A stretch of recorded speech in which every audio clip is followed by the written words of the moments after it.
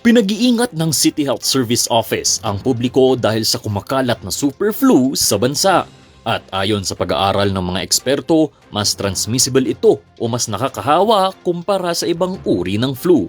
Based on the study done ng subgrade K din sa ibang bansa, especially sa Northern Hemisphere na tinatawag natin, nakita nila na mas transmissible siya compared sa circulating strain natin ng viruses. Ito ang mutation ng influenza A virus at tinawag na subclade K o ang influenza A H3N2. Ayon sa talaan ng City Epidemiology and Surveillance Unit ng CHSO, as of October hanggang November 2025, nakapagtala ang lungsod ng 18 super flu cases. 66% sa mga ito ay nasa 15 years old pababa.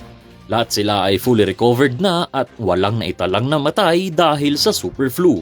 We are still waiting for cases for December.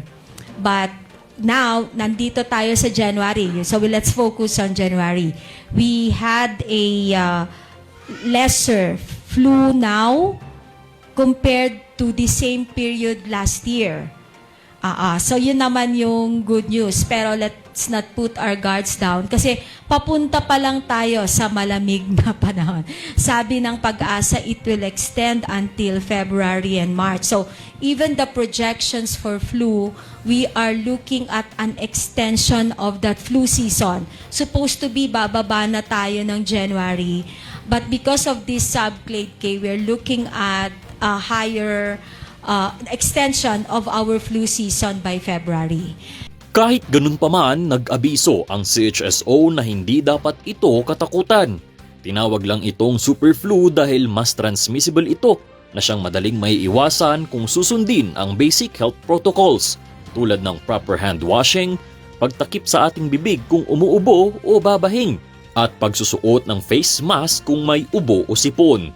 Sa kasalukuyan, hindi pa ginagawang mandatory ang pagsusuot ng face mask sa lungsod.